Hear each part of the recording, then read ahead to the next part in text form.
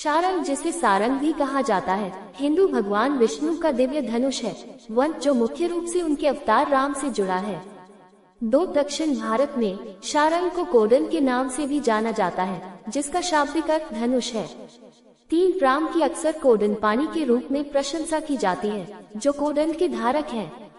धनुष की विशेषता का उल्लेख विष्णु सहस्रनाम में भी किया गया है। शारंग का उपयोग विष्णु के कई अवतारों परशुराम, राम और कृष्ण द्वारा किए जाने के लिए उल्लेखनीय है। 5 राम अपने महाकाव्य में धनुष धारण करते हैं और पद्म पुराण में भी इसका उल्लेख है। 6 धनुष उन्हें विष्णु के पिछले अवतार परशुराम ने अर्पित किया था। रामायण में परशुराम ब्राह्मण योद्धा जो क्षत्रियों के लिए विख्यात हैं, धनुष की कथा का आनंद लेते हैं। विश्वकर्मा देवताओं विष्णु और शिव की श्रेष्ठता के प्रश्न को सुझाने के लिए पिनाक और शारंग के धनुषों का निर्माण करते हैं। विष्णु विजयी होते हैं और शिव अपना धनुष मिथिला के राजा को भेंट करते हैं। विष्णु का धनुष ऋषिक को दिया गया, जिन्होंने इसे परशुराम के पिता जमदग्नि को भेंट किया। जब राजकुमार ऐसा कर लेता है तो योद्धा हार मान लेता है और अपने निवास स्थान पर चला जाता है। 7 पद्म पुराण में वर्णित एक कथा में कई महान ऋषिगण इस बात पर बहस करते हैं कि उनकी पूजा के लिए सबसे अधिक योग्य देवता कौन है। वे भृगु को पहले शिव, फिर ब्रह्मा और अंत में विष्णु के निवास पर भेजते हैं।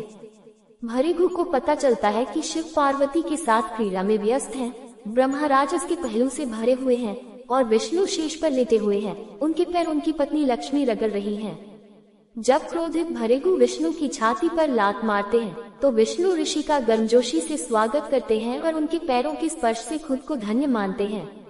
भृगु विष्णु की स्तुति करते हुए उन्हें शारंग के धारक के रूप में सम्मानित करते हैं।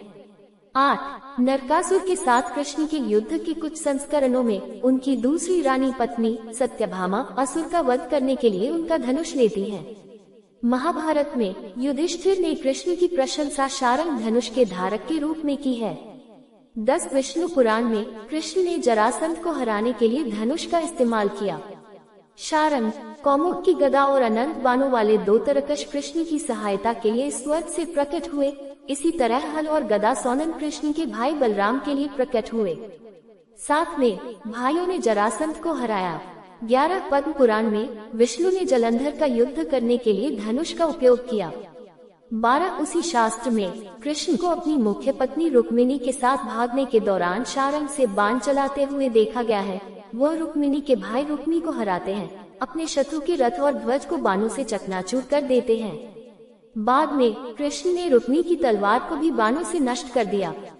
कुंभकोणम स्थित सारंग पानी मंदिर का नाम आंशिक रूप से धनुष से लिया गया है। गॉडजिला सिंगुलर पॉइंट में एक काइजू को शारंगा, सरिंगा या सलुंगा नाम दिया गया है, क्योंकि यह भारत में उत्पन्न हुआ था और इसके सिर पर धनुष जैसी आकृति थी। शारंग वीडियो गेम राजे एन एंशिएंट एपिक में उपलब्ध एक हथियार है, जहां इसे एक मिश्रित धनुष के रूप में दर्शाया गया है और हेडिस में यह ज़ाग्रेयस की धनुष के एक प्रकार के रूप में उपलब्ध है।